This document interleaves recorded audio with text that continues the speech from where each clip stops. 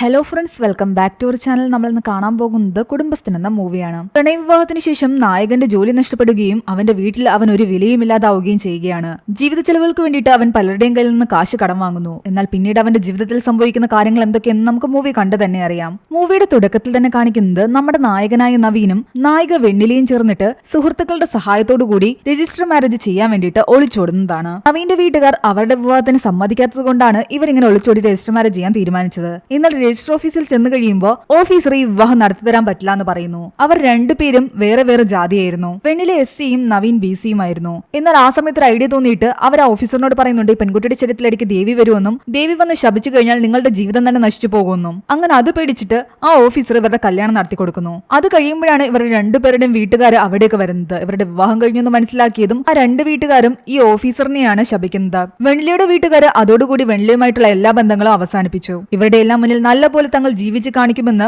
അവർ രണ്ടുപേരും തീരുമാനമെടുത്തിരുന്നു. പിന്നീട് കാണിക്കുന്നത് ഒരു വർഷത്തിന് ശേഷമുള്ള കഥയാണ്.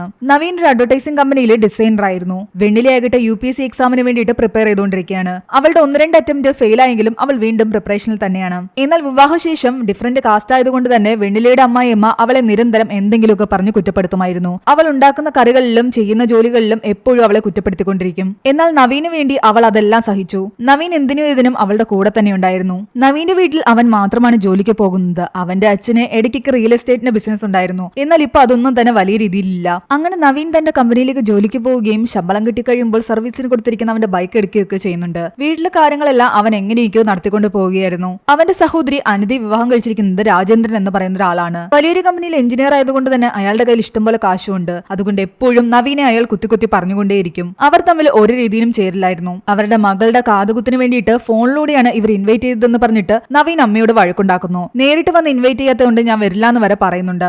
എന്നാലും സഹോദരി ഓർത്തിട്ട് അവൻ പോകാൻ തീരുമാനിക്കുകയാണ്. പക്ഷെ അവന്റെ അമ്മ അവനോട് പറയുന്നുണ്ട്, കാതുകുത്തിന് പോകുമ്പോൾ എന്തെങ്കിലും നല്ല രീതിയിൽ അവർക്ക് ഗിഫ്റ്റ് കൊടുക്കണമെന്ന്, കടം വാങ്ങിച്ചിട്ടായാലും കൊടുക്കണമെന്നാണ് അവർ പറയുന്നത്. ഇത് കേട്ട് വെണ്ണില ചോദിക്കുന്നുണ്ട്, എന്തിനാ കടമൊക്കെ വാങ്ങിക്കുന്നത്, നമ്മളെ കൊണ്ടാവുന്ന പോലെ കൊടുത്താൽ പോരെയെന്ന്. പക്ഷെ അവളുടെ അമ്മായിയമ്മ അവളെ വഴക്ക് പറയുന്നു. അങ്ങനെ പിന്നീട് കാണിക്കുന്നത് ആ കാതുകുത്ത് ഫംഗ്ഷൻ ആണ്. ഇയാളാണ് രാജേന്ദ്രൻ. എല്ലാവരോടും ഭയങ്കര ദേഷ്യത്തിലാണ് ഇയാളുടെ സംസാരം. താൻ വലിയ എന്തോ സംഭവമാണെന്നും ബാക്കി എല്ലാവരും തന്റെ താഴെ വരുന്ന ആൾക്കാരാണെന്നുള്ള രീതിയിലായിരുന്നു അയാൾ എല്ലാവരോടും പെരുമാറിക്കൊണ്ടിരുന്നത്. നവീൻ തന്റെ പഴയ കാറിൽ അവിടേക്ക് വരുന്നു. ഫംഗ്ഷനിലുള്ള പലരും വെണ്ണിലയോട് പല ചോദ്യങ്ങളും ചോദിക്കുന്നുണ്ട്. അവളുടെ കാസ്റ്റിനെ പറ്റിയും അവളെടുത്തിരിക്കുന്ന സാരിയെ പറ്റിയൊക്കെ പറഞ്ഞിട്ട് അവളോട് മോശമായിട്ട് സംസാരിക്കുന്നു. രാജേന്ദ്രനാകട്ടെ തന്റെ ഭാര്യയ്ക്ക് ഒരു ഫ്രീഡവും കൊടുക്കില്ലായിരുന്നു. അയാൾ പറയുന്ന എല്ലാ കാര്യങ്ങളും അതുപോലെ അവൾ ചെയ്യണം. അയാൾക്ക് അവളെടുത്തിരിക്കുന്ന സാരി ഇഷ്ടപ്പെട്ടില്ല എന്ന് പറഞ്ഞു കഴിഞ്ഞാൽ അവൾ അപ്പൊ തന്നെ ആ സാരി മാറ്റുകയും വേണം. അങ്ങനെ ഫംഗ്ഷൻ ആരംഭിച്ചു.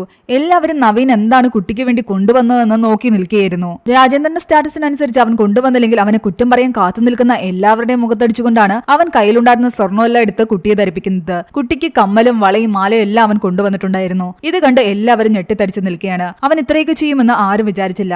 ഇത്രയും എന്തിനാ നീട്ടെന്ന് അവന്റെ അമ്മ ചോദിക്കുമ്പോൾ, നിങ്ങൾ തന്നെയല്ലേ കടം വാങ്ങിച്ചിട്ടാണെങ്കിലും നല്ലപോലെ ചെയ്യണമെന്ന് പറഞ്ഞെന്ന് ചോദിക്കുന്നു. അങ്ങനെ പറഞ്ഞു എന്ന് കരുതിയിട്ട് നീ ഇത്രയൊന്നും ചെയ്യണ്ടായിരുന്നു എന്നാണ് അവര് പറയുന്നത്. അതൊന്നും സാരമില്ല എന്ന് അവൻ പറയുന്നു. അങ്ങനെ കുറച്ചു ദിവസങ്ങൾ കഴിഞ്ഞപ്പോൾ രാത്രിയിൽ വെണ്ണില അവനോട് പറയുന്നുണ്ട് താൻ പ്രഗ്നന്റ് ആണെന്ന്. അത് കേട്ടത് നവീൻ ഒരുപാട് ഹാപ്പിയായി. എന്നാൽ അപ്പോഴും അവളുടെ മനസ്സിൽ ഡൗട്ട് ഉണ്ടായിരുന്നു, നമ്മുടെ ഈ കഷ്ടപ്പാടിനിടയിൽ ഇപ്പൊ ഈ കുട്ടിയെ വേണമെന്ന്. മാത്രമല്ല കുട്ടിയുടെ ജനനം, അതിന്റെ ചെലവുകള്, അതിനെ സ്കൂളിൽ അയക്കുമ്പോഴുള്ള കാശ്, ഫീസ്, അങ്ങനെ പല കാര്യങ്ങളും പറഞ്ഞിട്ട് അവൾ ഇത് വേണോ വേണ്ടോ എന്ന് ചിന്തിക്കുകയായിരുന്നു. അത് ശരിയാണെന്ന് അവനും തോന്നി. തനിക്ക് ഇപ്പോൾ ഉള്ള ബാധ്യതകൾ വെച്ചിട്ട് ഒരു കുഞ്ഞിന്റെ ചെലവും കൂടെ നോക്കാൻ അവന് വളരെ ബുദ്ധിമുട്ടാണ്. എന്നാൽ തന്റെ മനസ്സിൽ ഒരു 3D ഡിസൈൻ വർക്ക് ഉണ്ട്. അതൊന്ന് തന്റെ കമ്പനിയിൽ അവതരിപ്പിച്ച് ക്ലിക്ക് ആയി കഴിഞ്ഞാൽ നല്ല ഓർഡേഴ്സ് കിട്ടുമെന്നും തനിക്ക് ഇൻസെന്റീവ് കിട്ടുമെന്നൊക്കെ അവൻ പറയുന്നു. അങ്ങനെയാണെങ്കിൽ ഈ ചെലവെല്ലാം തന്നെ നടന്നു പോകും. ഒരു വിധത്തിൽ അവൻ അവളെ കൺവിൻസ് ചെയ്യിക്കുന്നുണ്ട്. അങ്ങനെ അവളും സമ്മതിക്കുന്നുണ്ട് ഈ കുട്ടിയെ വളർത്താമെന്ന്. അങ്ങനെ ഇരിക്കുന്ന നവീന്റെ കമ്പനിയിലേക്ക് മാണിക്ചന്ദ് എന്ന് പറയുന്ന ഒരാൾ വരുന്നുണ്ട്. ഒരു ജ്വല്ലറി ഉടമ. അയാളാകട്ടെ കടയുടെ പരസ്യത്തിന് വേണ്ടിയിട്ട് കുറച്ച് ഫ്ലെക്സ് എല്ലാം തയ്യാറാക്കാനായിരുന്നു വന്നത്. വണ്ടിയിൽ വലിയ ഫ്ലെക്സ് വെച്ചിട്ട് 2 ആൾക്കാരെയും കൂടെ വിട്ടിട്ട് നഗരത്തിൽ എങ്ങും തന്നെ അതിന്റെ പരസ്യം ചെയ്യണം. അതായിരുന്നു അയാളുടെ ഐഡിയ. നവീന്റെ അതേ കമ്പനിയിൽ തന്നെയാണ് അവന്റെ കൂട്ടുകാരൻ സിംസണും ജോലി ചെയ്യുന്നത്. അപ്പോ പരസ്യത്തിന്റെ കൂടെ പോകുന്ന 2 വ്യക്തികൾ, ഒരാൾ സിംസൺ ആയിരുന്നു. മാണിക്ചന്ദ് പറയുന്ന വേഷമായിരുന്നു സിംസണും കൂടെ ഉണ്ടായിരുന്ന ആളെ ഇട്ടിരുന്നത്. എന്നാൽ ആ വേഷം കണ്ടു കഴിഞ്ഞാൽ ജോക്കറിനെ പോലെ ഉണ്ടെന്ന് പറഞ്ഞിട്ട് സിംസൺ അതിടാൻ കൂട്ടാക്കിയില്ല. ഒടുവിൽ നിർബന്ധം കാരണം ഇട്ടിട്ട് അവൻ പരസ്യത്തിന് വേണ്ടി റോഡിൽ എങ്ങും തന്നെ ഇറങ്ങി. അതിനിടയ്ക്ക് നവീന്റെ അമ്മയാകട്ടെ വീട്ടിലാകെ പ്രശ്നം ഉണ്ടാക്കുകയാണ്. അവരുടെ നാട്ടിൽ നിന്ന് ഓൾ ഇന്ത്യ ട്രിപ്പ് പോകുന്നുണ്ട്. എല്ലാ ദേവാലയങ്ങളിലുമാണ് സന്ദർശിക്കുന്നത്. അതിൽ തനിക്കും പോകണമെന്ന് അവർ നിർബന്ധം പിടിക്കുന്നു. ഏകദേശം 50,000 രൂപയാവും ആ ട്രിപ്പിന്. എന്നാൽ അവന്റെ അച്ഛൻ പറയുന്നുണ്ട് ആ കാശുണ്ടെങ്കിൽ ഈ വീട് നന്നാക്കാമെന്ന്. അങ്ങനെ ഇവർ രണ്ടുപേരും തർക്കത്തിലായിരിക്കുമ്പോൾ നവീൻ പറയുന്നുണ്ട് രണ്ടുപേരുടെയും കാര്യം ഞാൻ എങ്ങനെയെങ്കിലും സാധിച്ചു തരാമെന്ന്. അവൻ അമ്മയോട് പറയുന്നുണ്ട് തന്റെ 3D ഡിസൈൻ വർക്കായി കഴിഞ്ഞാൽ അമ്മയുടെ ട്രിപ്പിനുള്ള കാശ് തരാമെന്ന്. അവർ ഒരുപാട് ആഗ്രഹിച്ച് അവനോട് ചോദിച്ചതാണ്. അതുപോലെ തന്നെ പതിയെ കൊണ്ട് വീട് നന്നാക്കാമെന്ന് അവൻ ഉറപ്പ് ഉറപ്പ് കൊടുക്കുന്നു. അങ്ങനെ ഒരു ദിവസം നവീൻ റോഡിലൂടെ പോകുന്ന സമയത്ത് ആ മാണിക്ചന്ദിന്റെ പരസ്യത്തിന് വേണ്ടിയിട്ട് സിംസനെ ഒരു കൂട്ടുകാരനെ വിട്ടിട്ടുണ്ടായിരുന്നല്ലോ, അവരെ കാണുന്നു. മാണിക്ചന്ദ് പറഞ്ഞ ഡ്രസ്സിലെ ആ റെഡ് ക്യാപ്പ് മാത്രം അവൻ വെച്ചിട്ടുണ്ടായിരുന്നില്ല. നിന്റെ റെഡ് ക്യാപ്പ് എവിടെയെന്ന് നവീൻ ചോദിക്കുമ്പോൾ അവൻ പറയുന്നുണ്ട്, അതിൽ കാക്ക കഷ്ടിച്ചു, അതുകൊണ്ടാണ് ഞാൻ ഈ ബ്ലൂ ക്യാപ്പ് വെച്ചിരിക്കുന്നതെന്ന്. ഇതാ മാണിക്ചന്ദ് കാണാൻ കണ്ടു കഴിഞ്ഞാൽ ഇല്ലാത്ത പ്രശ്നം ഉണ്ടാക്കുമെന്ന് അവൻ പറയുന്നു. കറക്റ്റ് ആ സമയത്ത് അയാൾ അവിടേക്ക് വരികയും ഇത് കണ്ടിട്ട് പ്രശ്നം ഉണ്ടാക്കുകയും ദേഷ്യത്തില് സിംസനെ അടിക്കുകയും ചെയ്യുന്നുണ്ട്. തന്റെ കൂട്ടുകാരനെയും കൊളീഗിനെയും അടിച്ചത് നവീൻ ഇഷ്ടപ്പെട്ടില്ല. അവൻ ദേഷ്യത്തില് ആ മാണിക്ചന്ദിനെ അടിക്കുന്നു. പ്രശ്നം വഷളായി. മാനേജറിന്റെ അടുത്തേക്ക് വന്നപ്പോഴേക്കും നവീനോട് സോറി പറയാൻ അയാൾ പറയുന്നുണ്ട്. എന്നാൽ നവീൻ പറയുന്നുണ്ട്, മാണിക്ചന്ദ് ആദ്യം സിംസനോട് സോറി പറയുകയാണെങ്കിൽ ഞാൻ അയാളോട് സോറി പറയാമെന്ന്. എന്നാൽ അപ്പോഴും അയാൾ അത് കേട്ടില്ല. ഇവന്മാരെ എത്രയും പെട്ടെന്ന് ജോലിയിൽ നിന്ന് പുറത്താക്കണമെന്ന് പറയുന്നു. നവീനോട് എത്ര പറഞ്ഞിട്ട് അവൻ സോറി പറയുന്നില്ല എന്ന് കണ്ടതും ദേഷ്യം വന്നിട്ട് മാനേജർ അവന്റെ മുഖത്തടിക്കുന്നു. ഇത് കണ്ട് ദേഷ്യം വന്ന് സിംസൺ ആകട്ടെ മാനേജറിന്റെ മുഖത്തടിക്കുന്നു. അതോടെ രണ്ടുപേരുടെയും ജോലി പോയി. എന്ത് ചെയ്യണമെന്നറിയാതെ അവർ രണ്ടുപേര് റോഡിലൂടെ നടക്കുകയായിരുന്നു. ഈ വിവരം വീട്ടിലറിഞ്ഞു കഴിഞ്ഞാൽ ഇല്ലാത്ത പ്രശ്നങ്ങൾ ഉണ്ടാകും. ഏറ്റവും കൂടുതൽ പ്രശ്നം അളിയൻ രാജേന്ദ്രൻ അറിഞ്ഞാലാണ്. കാരണം ചേച്ചിയെ പെണ്ണ് കാണാൻ വന്ന സമയം തൊട്ട് അയാളും ഞാൻ തമ്മിൽ പ്രശ്നത്തിലാണ്. ആദ്യം അയാൾക്ക് ഇവന്റെ ജോലിയായിരുന്നു പുച്ഛം. പിന്നീട് അവൻ ബസ്സിൽ ജോലിക്ക് പോകുന്നു പറഞ്ഞിട്ട് അയാൾ കളിയാക്കാൻ തുടങ്ങി. അവസാനം അയാൾ പറഞ്ഞു കിട്ടൊരു ബൈക്ക് വാങ്ങി. പിന്നീട് അയാൾ ബൈക്കിനെ പുച്ഛിക്കാൻ തുടങ്ങി. ഒരു കാറില്ലാതെ എങ്ങനെ എല്ലാരും കൂടെ ഒരുമിച്ച് എങ്ങോട്ടെങ്കിലും പോകുന്നെന്ന് ചോദിച്ചു. അങ്ങനെ എങ്ങനെയൊക്കെ ഒരു പഴയ കാറ് വാങ്ങി. അപ്പോൾ അതിനും അയാൾ പുച്ഛിക്കാൻ തുടങ്ങി. അങ്ങനെ എന്തിനും ഏതിനും തന്നെ കളിയാക്കുകയും പുച്ഛിക്കുകയും ചെയ്യുന്ന അയാൾ തന്റെ ജോലിയും കൂടി പോയെന്ന് അറിഞ്ഞു കഴിഞ്ഞാൽ തന്നെ വെറുതെ വിടില്ലെന്ന് അവൻ അറിയാമായിരുന്നു. തൽക്കാലം വീട്ടുകാരിൽ നിന്ന് അവൻ മറച്ചു വെക്കാൻ തീരുമാനിക്കുന്നു. സിംസണും പറയുന്നുണ്ട് അത് തന്നെയാണ് നല്ലതെന്ന്. വെണ്ണിലയോട് മാത്രം അവൻ സത്യം തുറന്നു പറയാൻ തീരുമാനിക്കുന്നു. അവന്റെ അമ്മയാകട്ടെ ഓൾ ഇന്ത്യ ട്രിപ്പിന് പോകാൻ വേണ്ടിയിട്ട് തയ്യാറായിരിക്കുകയായിരുന്നു. അഡ്വാൻസ് കുറച്ച് കൊടുക്കണമെന്ന് ഇവന്റെ അടുത്ത് ഓൾറെഡി പറഞ്ഞിട്ടുണ്ട്. അവൻ വെണ്ണിലയോട് വന്ന് തന്റെ ജോലി പോയ കാര്യം പറയുന്നുണ്ട്. അവളാകട്ടെ അവിടെ ഇരുന്ന് എന്തോ പഠിക്കുകയായിരുന്നു. പറഞ്ഞു കഴിഞ്ഞിട്ട് നോക്കുമ്പോഴാണ് അവൻ കാണുന്നത് അവൾ ഹെഡ്സെറ്റ് വെച്ചിരിക്കുകയാണെന്ന്. അവൻ പറഞ്ഞതൊന്നും അവൾ കേട്ടിട്ടുണ്ടായിരുന്നില്ല. എക്സാമിന് വേണ്ടി അവൾ നന്നായിട്ട് പ്രിപ്പയർ ചെയ്യുന്നുണ്ട്. എന്നാൽ മൊബൈൽ സ്ക്രീനിൽ നോക്കി പഠിക്കാൻ കുറച്ച് ബുദ്ധിമുട്ടാണെന്നും ഇന്റർനെറ്റ് കണക്ഷൻ എടുത്ത് നമുക്കൊരു ലാപ്ടോപ്പ് വാങ്ങാമെന്നും അവൾ പറയുന്നു. അവളെ പഠിക്കാൻ വേണ്ടി ഏത് വിധേനയും അവൻ നല്ലപോലെ സപ്പോർട്ട് ചെയ്യുമായിരുന്നു. അതുകൊണ്ട് അവളുടെ ആഗ്രഹത്തിന് ഒരു ലാപ്ടോപ്പ് വാങ്ങിക്കൊടുക്കാൻ അവൻ തീരുമാനിക്കുന്നു. പക്ഷെ അപ്പോഴും അവന്റെ കയ്യിൽ കാശില്ലെന്നും ജോലിയില്ലെന്നുള്ള കാര്യം അവളോട് തുറന്നു പറയുന്നില്ല. അടുത്തൊരു ജോലി കിട്ടുന്നിടം വരെ എന്ത് ചെയ്യണമെന്നറിയാതെ അവൻ ആകെ ടെൻഷനിലാണ്. ബാത്റൂമിലിരുന്ന് അവൻ ആലോചിക്കുന്നുണ്ട്, ലാപ്ടോപ്പ് സെക്കൻഡ് വാങ്ങിക്കൊടുക്കാം, അമ്മയുടെ ട്രിപ്പിന് വേണ്ടിയിട്ട് തൽക്കാലം അഡ്വാൻസ് കൊടുക്കാം, ബാക്കി കാശ് പിന്നെ കൊടുക്കാം. അവന്റെ അമ്മയാകട്ടെ അവൻ കാശ് പെട്ടെന്ന് കൊടുക്കാൻ വേണ്ടിയിട്ട് അവൻ അധികത്തിൽ ആഹാരം കൊടുക്കുന്നു. അത് കണ്ടത് അവൻ വേണ്ടാന്ന് പറഞ്ഞിട്ട് അവിടെ നിന്ന് എഴുന്നേറ്റ് പോവുകയാണ്. പിന്നീട് അങ്ങോട്ട് ഒരാഴ്ചക്കുള്ളിൽ എങ്ങനെയെങ്കിലും ഒരു ജോലി കണ്ടെത്താനുള്ള ഓട്ടത്തിലായിരുന്നു അവൻ. പലയിടത്തും കയറിയിറങ്ങിയെങ്കിലും ഒന്നും തന്നെ സെറ്റായില്ല.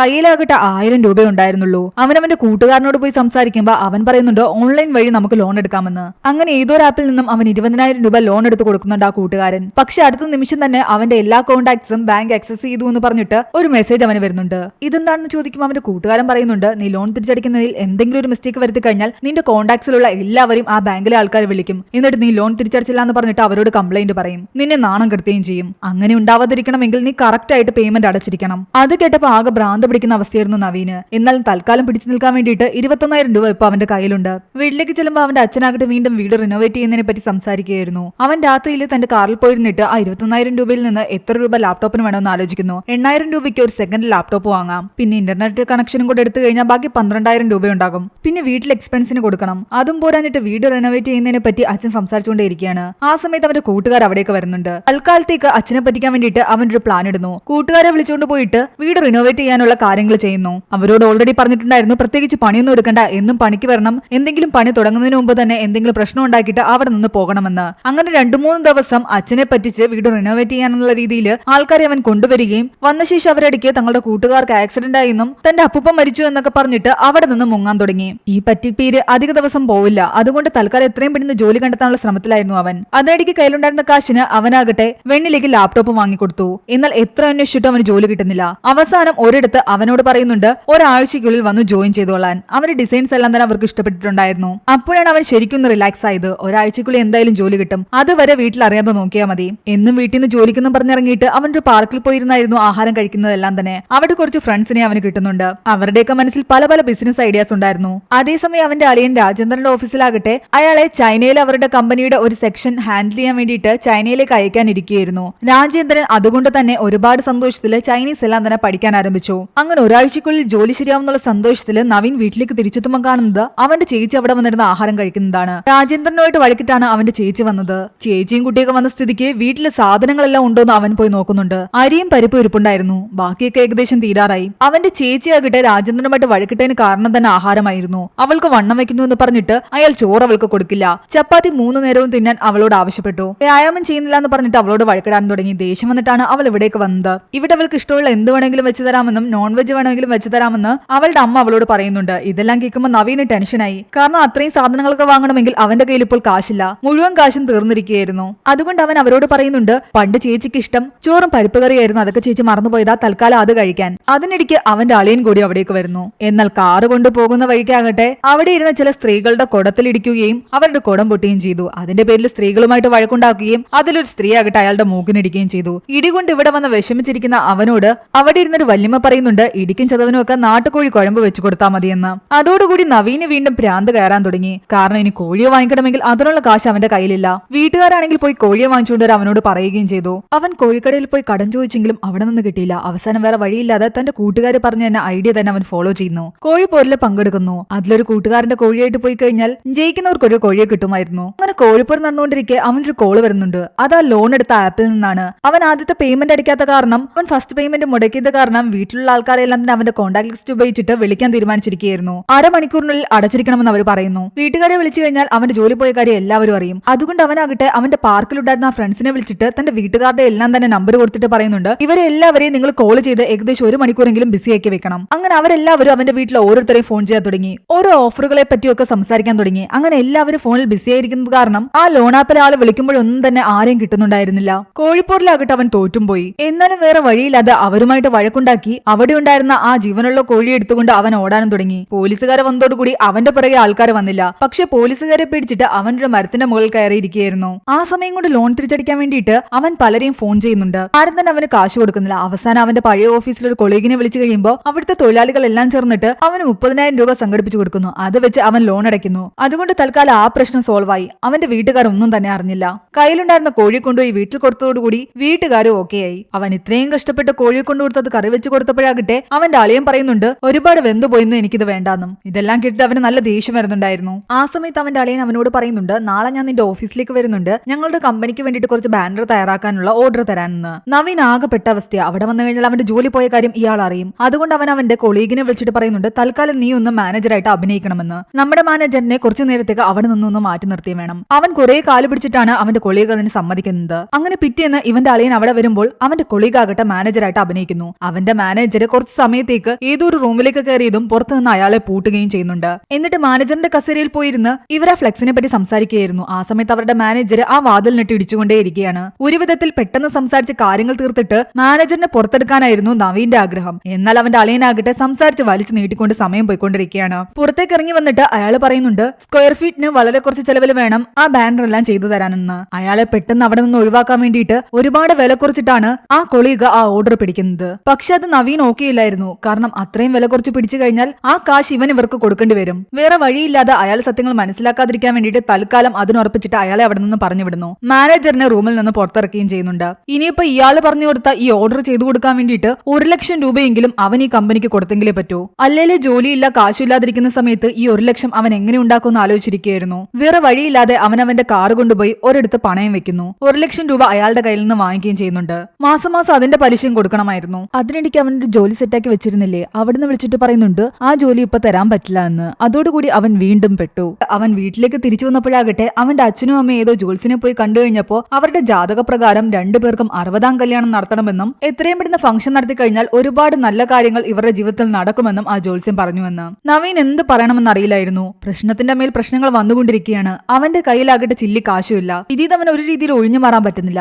അത് കാരണം എങ്ങനെയെങ്കിലും ഈ ചെലവുകൾ മുഴുവൻ അളിയന്റെ തലയിൽ വെക്കാൻ അവൻ തീരുമാനിക്കുന്നു. അവൻ അതിനൊരു പ്ലാൻ ഇടുന്നുണ്ട്. അളിയന്റെ വീടിന്റെ മുന്നിലേക്ക് അവൻ അവന്റെ ഒരു ഫ്രണ്ടിനെ ഒരു ഭാവി പറയുന്ന ആളുടെ വേഷം കെട്ടിച്ച് കൊണ്ടുപോകുന്നു. എന്നിട്ട് അവന്റെ അളിയനെ വിശ്വസിപ്പിക്കാൻ വേണ്ടിയിട്ട് അയാളെ കൊണ്ട് കുറെ കള്ളങ്ങൾ പറയുന്നു. അവന്റെ അളിയൻ ഇപ്പം മോശ സമയമാണെന്നും ധനലാഭവും നല്ല ഉയർച്ചയൊക്കെ വരണമെങ്കിൽ അയാളുടെ ഭാര്യയുടെ പേരൻസിന്റെ 60ാം കല്യാണം നടത്തി വെക്കണമെന്ന്. ഇതൊക്കെ കേട്ട് രാജേന്ദ്രൻ വിശ്വസിക്കുകയും അയാൾ അപ്പൊ തന്നെ നവീന്റെ പേരൻസിനെ വന്ന് കണ്ടിട്ട് നിങ്ങളുടെ 60ാം കല്യാണം ഞാൻ നടത്തി തരാമെന്ന് പറയുകയും ചെയ്യുന്നുണ്ട്. അതോടുകൂടി നവീന്റെ തലയിൽ നിന്ന് ആ ചെലവുകൾ ഒഴിവായി. അങ്ങനെ 60ാം കല്യാണത്തിന്റെ ഒരുക്കങ്ങളെല്ലാം തന്നെ പൂർത്തിയായി. നാട്ടുകാരെ എല്ലാം വിളിച്ചിട്ട് ഫംഗ്ഷൻ സ്റ്റാർട്ട് ചെയ്തിരുന്നു. അതിനിടയ്ക്ക് ഇവരുടെ പഴയ ഫംഗ്ഷൻസിന്റെ ഫോട്ടോസ് എല്ലാം തന്നെ അവിടെ ടിവിയിൽ കാണിക്കുന്നുണ്ടായിരുന്നു. രാജേന്ദ്രന്റെ അനിതയുടെയും വിവാഹ സമയത്ത് നവീന്റെ കൂടെ രാജേന്ദ്രൻ കണ്ട ആ മാനേജർ കൂടെ നിൽക്കുന്ന കണ്ടിട്ട് അനിതയോട് അയാൾ ചോദിക്കുന്നുണ്ട് അവന്റെ മാനേജർ നമ്മുടെ കല്യാണത്തിന് വന്നിരുന്നുവെന്ന്. എന്നാൽ അത് കണ്ട് അനിത പറയുന്നുണ്ട് അത് അവന്റെ മാനേജർ അല്ല അവന്റെ കൊളീഗ് ആണെന്ന്. ഇത് കേട്ടപ്പോൾ രാജേന്ദ്രന് മനസ്സിലായി നവീൻ തന്നെ പറ്റിക്കുകയായിരുന്നുവെന്ന്. അങ്ങനെ അവന്റെ കമ്പനിയിൽ വിളിച്ച് അന്വേഷിച്ചപ്പോൾ അവന്റെ ജോലി പോയെന്നുള്ള കാര്യം അയാൾക്ക് മനസ്സിലായി. അയാൾ സ്റ്റേജിൽ വെച്ച് നവീനെ നാണം കെടുത്താൻ വേണ്ടിയിട്ട് അവന്റെ ജോലി പോയ കാര്യം എല്ലാവരോടും പറയുന്നു. അവന്റെ ഓഫീസിൽ വിളിച്ചിട്ട് അത് മൈക്കിലൂടെ എല്ലാരും കേൾപ്പിക്കുകയും ചെയ്യുന്നുണ്ട്. 2 മാസം മുമ്പ് അവന്റെ ജോലി പോയ കാര്യം അറിഞ്ഞതോടുകൂടി അതോടുകൂടി അവന്റെ വീട്ടുകാര് അവനോട് ആകെ കലിപ്പിലായി. തന്നോട് പോലും സത്യം മറച്ചുവെച്ചതിന്റെ പേരിൽ വെണ്ണില അവനോട് വഴക്കിടുന്നു. എന്നാൽ താൻ പതിയെ എല്ലാം ശരിയാക്കുമെന്ന് അവൻ തന്റെ അളിയനോട് പറഞ്ഞെങ്കിലും നീ ഒരു തോൽവിയാണെന്നും ഒരിക്കലും നിന്നെ കൊണ്ടൊന്നും സാധിക്കില്ല എന്നും അവന്റെ അളിയൻ അവനോട് പറയുന്നു. ജീവിതത്തിൽ താൻ എന്തെങ്കിലും സാധിച്ചു കാണിക്കുമെന്ന് പറഞ്ഞിട്ടാണ് അവൻ അവിടെ നിന്ന് ഇറങ്ങുന്നത്. ജോലിയില്ലാതെ നീ വീട്ടുചെലവും കാര്യങ്ങളും എങ്ങനെ നടത്തിയെന്ന് അവന്റെ അച്ഛൻ ചോദിക്കുമ്പോൾ താൻ കടം വാങ്ങിയെന്ന് പറയുന്നു. അത് കേട്ടതും അയാൾ ആകെ ദേഷ്യത്തിലായി. 1 ലക്ഷത്തിൽ പുറത്ത് രൂപ അവൻ വാങ്ങിയെന്നറിഞ്ഞതും അയാൾക്ക് എന്ത് ചെയ്യണമെന്നറിയാതെ ആകെ തകർന്നിരിക്കുകയായിരുന്നു. മര്യാദയ്ക്ക് ആഹാരം കഴിക്കാൻ പോലും അവരവനെ സമ്മതിച്ചില്ല. ജോലി പോയതിന്റെ പേരിലും കടം വാങ്ങിയതിന്റെ പേരിലും നിരന്തരം അവനെ കുറ്റപ്പെടുത്താൻ തുടങ്ങി. നിനക്ക് സ്വന്തമായിട്ട് എന്തെങ്കിലും തൊഴിൽ ചെയ്ത് കാശുണ്ടായിക്കൊണ്ടേന്ന് അവന്റെ അമ്മ പറയുന്നു. തൊഴിൽ ചെയ്യാനാണെങ്കിലും കാശ് വേണമെന്നാണ് അവൻ പറയുന്നത്. ഉടനെ അവരാകട്ടെ പറയുന്നത് വെണ്ണിലയെ കുറിച്ചായിരുന്നു. മര്യാദയ്ക്ക് സ്വന്തം ജാതിയിൽപ്പെട്ട ഏതെങ്കിലും പെണ്ണിനെ കല്യാണം കഴിച്ചിരുന്നെങ്കിൽ അവരുടെ വീട്ടുകാരിൽ നിന്ന് എന്തെങ്കിലുമൊക്കെ സഹായം കിട്ടിയനെ. ഇതിനും അവളെ ജാതി പറഞ്ഞ് അധിക്ഷേപിക്കുന്നതും കുറ്റം പറയുന്നതും അവരുടെ സ്ഥിരം പണി തന്നെയായിരുന്നു. സ്വന്തമായിട്ട് എന്തെങ്കിലും ചെയ്യാൻ വേണ്ടിയിട്ട് അവന്റെ അമ്മയാകട്ടെ പലരോടും അവനെ കൊണ്ടുപോയി ഉപദേശിച്ചു ചോദിക്കുന്നു. ഓരോരുത്തരും ഓരോരോ ഷോപ്പ് വെക്കാനാണ് പറയുന്നത്. എന്നാൽ അവരാകെ കൺഫ്യൂഷനിലായി എന്ത് ചെയ്യണമെന്നറിയാതെ. അവസാനം അവന്റെ അമ്മ നോക്കുമ്പോൾ ഒരു ബേക്കറിയിൽ നല്ല കച്ചവടം നടക്കുന്ന കാണുന്നുണ്ട്. അങ്ങനെയാണെങ്കിൽ നീ ഒരു ബേക്കറി വെക്കാനാണ് പറയുന്നത്. അവന്റെ അമ്മയുടെ റിലേറ്റീവ് ഒരാളുടെ ബേക്കറി ആകട്ടെ ഒഴിഞ്ഞു കിടപ്പുണ്ട്. അത് ലീസിനെടുത്ത് നടത്താൻ അവനോട് ആവശ്യപ്പെടുന്നു. ലീസിനെടുക്കാൻ ചെന്ന സമയത്ത് അവന്റെ അമ്മയുടെ ബന്ധു ആകട്ടെ വളരെ സന്തോഷത്തോടെയാണ് അവരോട് സംസാരിക്കുന്നത്. മാസം കറക്റ്റ് ആയിട്ട് വാടക തരണമെന്നും അതെന്തെങ്കിലും രീതിയിൽ തെറ്റിക്കഴിഞ്ഞാൽ താൻ ബേക്കറി പൂട്ടുമെന്നും അയാൾ പറയുന്നുണ്ട്. അങ്ങനെയൊന്നും ഉണ്ടാകില്ല എന്ന് അവർ ഉറപ്പ് കൊടുക്കുന്നു. എന്നാൽ അവർ പോയി ആ ബേക്കറി നോക്കുമ്പോഴാകട്ടെ അതെല്ലാം മോശം അവസ്ഥയിലായിരുന്നു. അതൊന്ന് റെനോവേറ്റ് ചെയ്തെടുക്കാൻ തന്നെ അത്യാവശ്യം നല്ല കാശാകും. അങ്ങനെ ആ കാശ് സംഘടിപ്പിക്കാനുള്ള ഓട്ടത്തിനിടയിലാകട്ടെ നവീന്റെ ബൈക്ക് പഞ്ചറാകുന്നു. ഒരിടത്ത് പഞ്ചറൊട്ടിക്കാൻ കയറിയപ്പോ അയാളാകട്ടെ അവരെ മൈൻഡ് പോലും ചെയ്യുന്നില്ല. നിങ്ങൾ വേണമെങ്കിൽ തനിയെ പോയി ഒട്ടിച്ചോളാനാണ് അയാൾ പറയുന്നത്. കസ്റ്റമർ വരുമ്പോ ഇങ്ങനെയാണോ ബിഹേവ് ചെയ്യുന്നത് ചോദിക്കുമ്പോൾ അയാൾ പറയുന്നുണ്ട് ഞാനൊരു കോടീശ്വരനാകാൻ പോവുകയാണെന്ന്. ആ ഏരിയയിൽ കാണുന്ന വലിയൊരു ഏക്കർ സ്ഥലം അയാളുടേതായിരുന്നു. ഏതെങ്കിലും IT-ക്കാർ വന്നത് വാങ്ങിക്കഴിഞ്ഞാൽ താൻ കോടീശ്വരനാകും. അതുകൊണ്ട് തനിക്കിപ്പോ ഒരുപാട് കഷ്ടപ്പെടേണ്ട കാര്യമില്ല. അയാൾ പറയുന്നതെല്ലാം കേട്ട് ചിരിച്ചുകൊണ്ട് നവീൻ ആ പഞ്ചർ ഒട്ടിച്ചിട്ട് അവിടെ നിന്നും പോയി. അതിനിടയ്ക്ക് വെണ്ണിലയാകട്ടെ അവന്റെ കയ്യില് തന്റെ കയ്യിലുണ്ടായിരുന്ന കമ്മൽ കൊടുത്തിട്ട് പറയുന്നുണ്ട് ഇനി ആരുടെ നിന്നും കടം വാങ്ങണ്ട, തൽക്കാലം ഇതുകൊണ്ട് ബേക്കറി റിനോവേറ്റ് ചെയ്യാൻ. ഇവിടെ നമ്മുടെ രാജേന്ദ്രൻ ചൈനയിൽ പോകാനുള്ള തയ്യാറെടുപ്പിലായിരുന്നല്ലോ. അത് കാരണം അയാൾ ഫ്രണ്ട്സിന്റെ കൂടെ ഇരുന്ന് ചൈനീസ് ഡിഷൊക്കെ കഴിക്കുകയാണ്. എന്നാൽ ഫ്രണ്ട്സ് കഴിക്കുന്ന പോലെ ചോപ്സ്റ്റിക്ക് വെച്ചൊന്നും അവന് കഴിക്കാൻ അറിയില്ലായിരുന്നു. അതിന്റെ പേരിലൊക്കെ ഫ്രണ്ട്സ് കളിയാക്കാൻ തുടങ്ങി. അത് കാരണം അവൻ വീട്ടിൽ വന്ന് അതുപോലെ ഡിഷസ് എല്ലാം തന്നെ അനതയെ കൊണ്ടുണ്ടാക്കുകയും ചോപ്സ്റ്റിക്ക് വെച്ച് കഴിക്കാൻ വേണ്ടിട്ട് പ്രാക്ടീസ് ചെയ്യുകയും ചെയ്യുന്നുണ്ട്.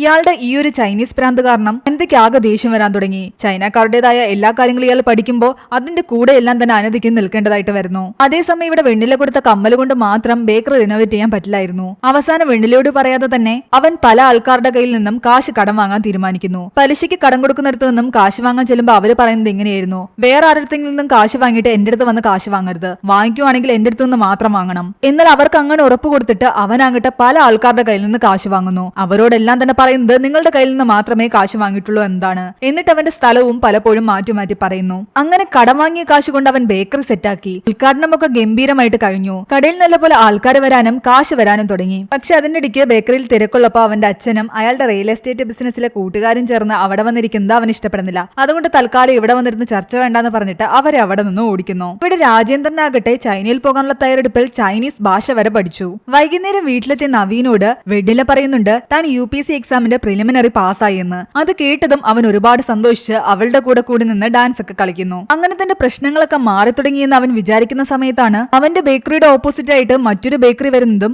അതിന്റെ ഉദ്ഘാടനത്തിനായിട്ട് അവന്റെ കസിനായ ഒരു സോഷ്യൽ മീഡിയ ഇൻഫ്ലുവൻസർ വരുന്നതും. അത് കണ്ടത് അവൻ ആകെ തകർന്നുപോയി. കാരണം ആൾക്കാരെല്ലാം തന്നെ ആ ബേക്കറിയിലേക്ക് പോയിരുന്നു. ഇവന്റെ ബേക്കറിയിൽ പിന്നെ ആരും വരാതെയായി. ദിവസം ഈച്ചയടിച്ചിരിക്കുന്ന ഒരു അവസ്ഥയായിരുന്നു. തന്റെ ബിസിനസ് എല്ലാം തകർന്നു പോകുമെന്നുള്ള പേടിയിൽ അവൻ എന്ത് ചെയ്യണമെന്ന് ആലോചിച്ചിരിക്കുകയാണ്. വാങ്ങിയ കാശിന്റെ പലിശ പോലും കൊടുക്കാൻ പറ്റുന്നില്ല. കടലീസിന് കൊടുത്ത് അവന്റെ ബന്ധു പോലും വിളിച്ച് തെറി പറയാൻ തുടങ്ങി. ഒടുവിൽ അവൻ വേറൊരു ഐഡിയ കണ്ടെത്തുന്നു. അവന്റെ ആ പാർക്കിലിരിക്കുന്ന കൂട്ടുകാരിൽ ഒരാൾക്കാകട്ടെ നല്ല പോലെ തേങ്ങാപ്പാൽ വെച്ചിട്ട് മുറുക്കുണ്ടാക്കാൻ അറിയാമായിരുന്നു.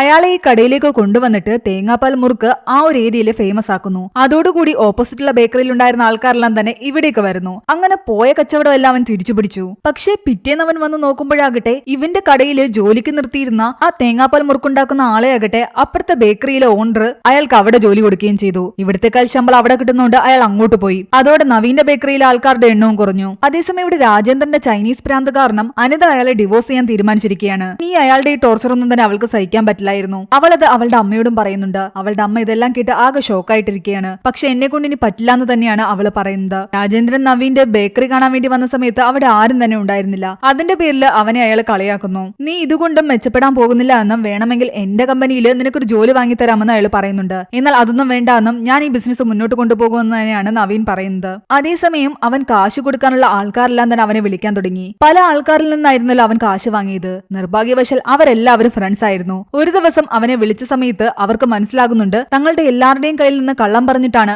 അവൻ ഇങ്ങനെ കാശ് വാങ്ങിയിരിക്കുന്നതെന്ന്. അതോടുകൂടി അവർ ഇവനോട് വന്ന് വഴക്കുണ്ടാക്കാൻ തുടങ്ങി. എന്നാൽ നവീൻ പറയുന്നുണ്ട് എന്നെ ഈ ബേക്കറി നല്ലപോലെ മുന്നോട്ട് കൊണ്ടുപോകാൻ സമ്മതിക്കുകയാണെങ്കിൽ ഞാൻ എങ്ങനെയെങ്കിലും കാശ് തിരിച്ചു തരാമെന്ന്. തൽക്കാലം അവരത് സമ്മതിച്ചെങ്കിലും ആ സമയത്ത് ബേക്കറിയുടെ ഉടമ വന്നിട്ട് ബേക്കറി പൂട്ടാൻ തീരുമാനിക്കുകയാണ്. അത് കണ്ടുകൊണ്ട് പലിശക്കാര് അയാളോട് പറയുന്നുണ്ട് ഈ ബേക്കറി പൂട്ടാൻ പറ്റില്ല, ഇവൻ ഈ ബേക്കറി നടത്തിയിട്ട് കാശുണ്ടാക്കിയിട്ട് വേണം ഞങ്ങളുടെ കാശ് തിരിച്ചു തരാൻ, അതുകൊണ്ട് തൽക്കാലം നിങ്ങൾ ബേക്കറി പൂട്ടണ്ട.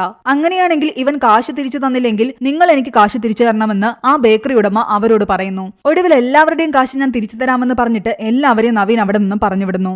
എന്നാൽ എങ്ങനെ മുന്നോട്ട് പോകുമെന്ന് അവൻ ഒട്ടും തന്നെ പിടുത്തമില്ലായിരുന്നു. അതിന്റെ ഇടയ്ക്ക് വെണ്ണിലയുടെ സ്കാനിങ്ങും മറ്റും നടക്കുന്നുണ്ട്. അവൾ അവനോട് നിനക്ക് എത്ര കടമുണ്ടെന്ന് ചോദിക്കുന്നു. എല്ലാ കടവും കൂടെ കൂട്ടി നോക്കുമ്പോൾ ഏകദേശം 3.25 ലക്ഷം രൂപ അവന് കടമുണ്ടായിരുന്നു. ഇത്രയും പെട്ടെന്ന് നമ്മുടെ കടമൊക്കെ തീരുമെന്നും നമ്മൾ സ്വസ്ഥമായിട്ട് ജീവിക്കുമെന്നും അവൾ പറയുന്നുണ്ട്. എന്നാൽ ദിവസങ്ങൾ കടന്നു പോകുന്നതല്ലാതെ അവന്റെ കച്ചവടമൊന്നും നല്ല രീതിയിൽ നടക്കുന്നുമില്ല, അവന്റെ കടങ്ങൾ തീരുന്നുമില്ല. ഒടുവിൽ ബേക്കറിയിൽ ആരും വരുന്നില്ല എന്ന് കണ്ടപ്പോൾ അവന്റെ അച്ഛനെയും കൂട്ടുകാരെയും അവിടെ വന്നിരിക്കാൻ അവൻ സമ്മതിക്കുന്നു. അവർ റിയൽ എസ്റ്റേറ്റ് കാര്യം സംസാരിക്കുന്നതിനിടയിൽ സിംഗപ്പൂരിൽ നിന്ന് വരുന്ന ഒരു പാർട്ടിക്ക് വലിയൊരു ഏരിയ സ്ഥലം വേണമായിരുന്നു, നല്ലൊരു കമ്മീഷൻ അതിൽ നിന്ന് കിട്ടുമെന്ന് പറയുന്നു. ആ സമയത്താണ് ആ പഞ്ചറൊട്ടിക്കാൻ പോയ ആളുടെ സ്ഥലത്തെ പറ്റി നവീൻ ഓർമ്മ വരുന്നത്. പെട്ടെന്ന് തന്നെ അയാളോട് പോയി അവൻ സംസാരിക്കുന്നു. സിംഗപ്പൂർ പാർട്ടി വരുവാണെങ്കിൽ ആ സ്ഥലം വിറ്റ ശേഷം ഒരു 3.5 ലക്ഷം രൂപ ഇവർക്ക് കമ്മീഷൻ കിട്ടുന്ന രീതിയിൽ അവർ ആ ഒരു ഡീല് സെറ്റാക്കുന്നു. അങ്ങനെ ആ 3.5 ലക്ഷം കിട്ടുവാണെങ്കിൽ തന്റെ കടമെല്ലാം തീർക്കാമെന്ന് നവീൻ വിചാരിക്കുകയാണ്. അതേസമയം കാശ് തിരിച്ചു കൊടുക്കാത്ത കാരണം ആ ബേക്കറി ഉടമയാകട്ടെ അവന്റെ അമ്മയെ വിളിച്ച് ഒരുപാട് മോശമായിട്ട് സംസാരിക്കുന്നു. കാശിന്റെ കാര്യം വന്നപ്പോൾ അയാൾ ബന്ധുവാണെന്നും നോക്കിയില്ല. അതുകൊണ്ട് അവന്റെ അമ്മ പറയുന്നുണ്ട് ഇനി ബേക്കറി തുറക്കണ്ടെന്ന്, അത് അടച്ചിട്ടേക്കാൻ.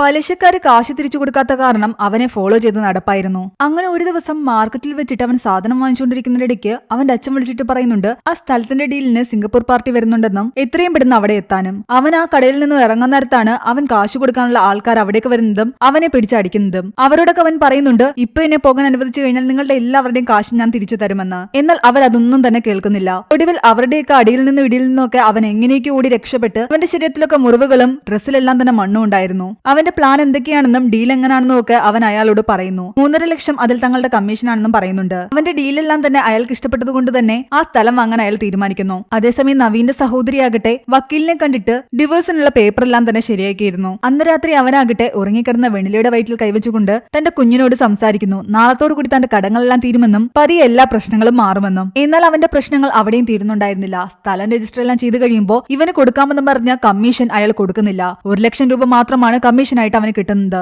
അതിന്റെ പേരിൽ അവൻ വഴക്കുണ്ടാക്കുന്നു. എന്നാൽ അവന്റെ അച്ഛൻ പറയുന്നുണ്ട് കിട്ടിയതെങ്കിലും വാങ്ങാൻ. അങ്ങനെ ആരുടെ ഔദാര്യം തനിക്ക് വേണ്ടാന്ന് പറഞ്ഞിട്ട് ദേഷ്യത്തിൽ അവൻ ആ 1 ലക്ഷം കൂടി അയാളുടെ കാറിലേക്ക് എടുത്തെറിയുന്നു. അതിന്റെ പേരിൽ അവന്റെ അച്ഛൻ അവനെ അടിക്കുകയും ചെയ്യുന്നുണ്ട്. ഉള്ള 1 ലക്ഷം കൂടി നീ കൊണ്ട് കളഞ്ഞില്ലേ എന്ന് പറഞ്ഞിട്ട്. ഈ സംഭവം അവന്റെ അമ്മ അറിഞ്ഞതോടുകൂടി അവന്റെ അമ്മയ്ക്കും അവനോട് അതിയായ ദേഷ്യമായി. കടയും നഷ്ടപ്പെട്ടു, ജോലിയില്ലാതെ അവൻ തെരുവിൽ നിൽക്കുന്ന അവസ്ഥയായിരുന്നു. അതേസമയം ഇവിടെ രാജേന്ദ്രന്റെ കമ്പനി ആകട്ടെ രാജേന്ദ്രൻ ഇട്ടൊരു പണി കൊടുക്കുന്നു. ചൈനയിലേക്ക് പോകാൻ എല്ലാ കാര്യങ്ങളും സെറ്റാക്കിയിരുന്ന രാജേന്ദ്രനെ തഴിഞ്ഞുകൊണ്ട് മറ്റൊരാളെ അവർ ചൈനയിലെ അവരുടെ പ്രോജക്ടിന്റെ ഹെഡാക്കി. രാജേന്ദ്രൻ അത് ചോദ്യം ചെയ്തതോടുകൂടി അയാളുടെ ബോസ് ഉൾപ്പെടെ എല്ലാവരും അയാളുടെ മോശമായിട്ട് സംസാരിക്കുന്നു. ആകെ തകർന്നാണ് രാജേന്ദ്രൻ വീട്ടിലേക്ക് വരുന്നത്. അയാൾ അവിടെ ഇരുന്ന് കരയുന്ന കണ്ടിട്ട് അനിത വന്ന് കാര്യം ചോദിക്കുന്നു. അയാളുടെ ആ ഒരു അവസ്ഥയിൽ ഡിവോഴ്സിന്റെ കാര്യം അയാളോട് സംസാരിക്കാൻ പോലും അനിതയ്ക്ക് തോന്നുന്നില്ല. അതേസമയം ആകെ തകർന്ന നവീനാകട്ടെ വിശന്ന് വലഞ്ഞ് വീട്ടിലേക്ക് വന്ന് ചോറെടുത്ത് കഴിക്കാൻ വേണ്ടി ടേബിളിൽ കൊണ്ട് വെച്ചതും അവന്റെ അമ്മ വന്ന് അവന്റെ കയ്യിൽ നിന്ന് ആ ചോറ് വാങ്ങിക്കൊണ്ടു പോകുന്നു. അങ്ങനെ സമ്പാദിച്ചുകൊണ്ട് വരാതെ നീ ഇങ്ങനെ നാണം കെട്ടിരുന്ന ആഹാരം കഴിക്കണ്ടെന്ന് പറഞ്ഞിട്ടാണ് അവരത് കൊണ്ടുപോയത്. നവീന് സഹിക്കാവുന്നതിൽ അപ്പുറമായിരുന്നു ആ ഒരു ഇൻസൾട്ട്. ഇതെല്ലാം കണ്ട് നിസ്സഹായായി നിൽക്കുകയായിരുന്നു വെണ്ണില.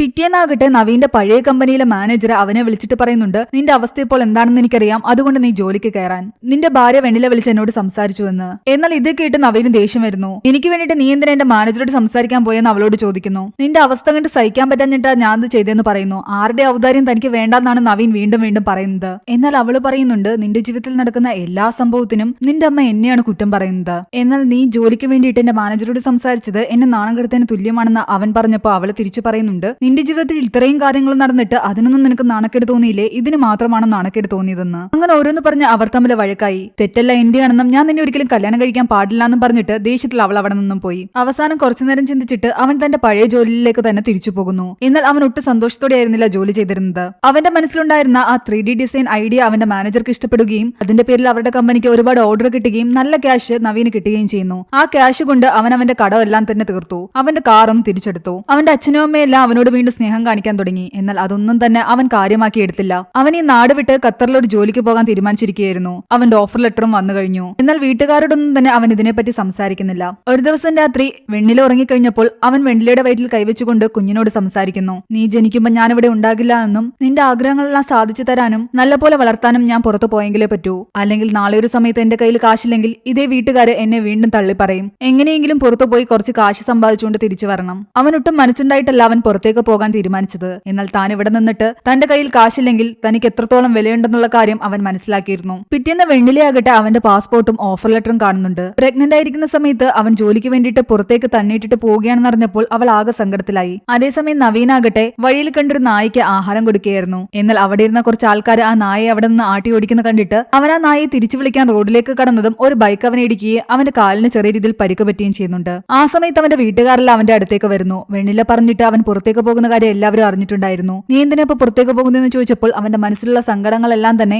പുറത്തേക്ക് വന്നു. തനിക്ക് ജോലി പോയ സമയത്ത് ഇവിടെ എത്രത്തോളം തനിക്ക് വിലയുണ്ടായിരുന്നുവെന്നും എല്ലാവരും കാശിന് വേണ്ടി മാത്രമാണ് എന്നോട് സ്നേഹം കാണിക്കുന്നതെന്നും അവൻ പറയുന്നുണ്ട്. ആരുടെയെങ്കിലും ഒരു കാര്യം ഞാൻ നടത്തി തരാതിരുന്നു കഴിഞ്ഞാൽ അവർക്ക് എല്ലാവർക്കും എന്നോട് ദേഷ്യമാവും. അങ്ങനെ അവൻ പറയുന്ന കാര്യങ്ങളെല്ലാം കേട്ടിട്ട് അവന്റെ വീട്ടുകാരും ആകെ സങ്കടത്തിലായി. അവൻ ഈ ഡയലോഗൊക്കെ അടിക്കുന്ന കണ്ടിട്ട് വെണ്ണില അവനുമായിട്ട് വഴക്കുണ്ടാക്കുന്നു. നീ എന്തിനാ അങ്ങനെയൊക്കെ പറയുന്നതെന്ന് ചോദിച്ചിട്ട് നിനക്ക് മാത്രമേ ഈ ഇമോഷൻസ് ഒക്കെ ഉള്ളൂ എന്നും ഞങ്ങൾക്കാർക്കും ഇല്ലേന്ന് അവൾ ചോദിക്കുന്നുണ്ട്. അങ്ങനെ ആ തർക്കത്തിനിടയ്ക്ക് അവൾക്ക് വല്ലാതെ വയറ് വേദനിക്കാൻ തുടങ്ങി. ലേബർ പെയിൻ തുടങ്ങിയെന്ന് മനസ്സിലായതോടുകൂടി അവളെ ഹോസ്പിറ്റലിൽ കൊണ്ടുപോകാൻ അവർ തീരുമാനിക്കുന്നു. എന്നാൽ ആ സമയത്ത് പുറത്ത് മദ്യപിച്ചുകൊണ്ടിരുന്ന അവന്റെ കൂട്ടുകാരിൽ ഒരാളാകട്ടെ മദ്യക്കുപ്പിയുടെ ക്യാപ്പ് വിഴുങ്ങിയിട്ടുണ്ടായിരുന്നു. പുറത്തു കിടന്ന രാജേന്ദ്രന്റെ വണ്ടി എടുത്തുകൊണ്ട് അവന്റെ കൂട്ടുകാര് ആ കുപ്പിയുടെ അടപ്പ് വിഴുങ്ങിയ ആളെയും കൊണ്ട് ഹോസ്പിറ്റലിലേക്ക് പോയി. അത് കാരണം വെണ്ണിലേയും കൊണ്ട് പോകാൻ വണ്ടിയില്ലായിരുന്നു. അവസാനം വേറെ നിവൃത്തിയില്ലാതെ നവീന്റെ ആ പഴയ കാറിൽ തന്നെ അവർ വെണ്ണിലേയും കൊണ്ട് പോകുന്നു. ആ കാറിലിരിക്കുന്ന സമയത്തെല്ലാം തന്നെ അവർ അങ്ങോട്ടും ഇങ്ങോട്ടും സംസാരിച്ച് അവർക്കിടയിലെ പ്രശ്നങ്ങൾ തീർക്കുകയായിരുന്നു. ഈ സമയത്ത് അമ്മായിയമ്മ തന്നോട് സ്നേഹം കാണിക്കുന്നുണ്ടെങ്കിലും അവർ ഇത്രയും കാലം തന്നോട് എങ്ങനെയാണ് പെരുമാറിയിരുന്നുള്ള കാര്യം അവൾ അവിടെ ഇരുന്ന് പറയുന്നുണ്ട്. അതുപോലെ തന്നെ രാജേന്ദ്രൻ എങ്ങനെയാണ് അനിതയോട് പെരുമാറിയിരുന്ന കാര്യവും അനിത പറയുന്നു.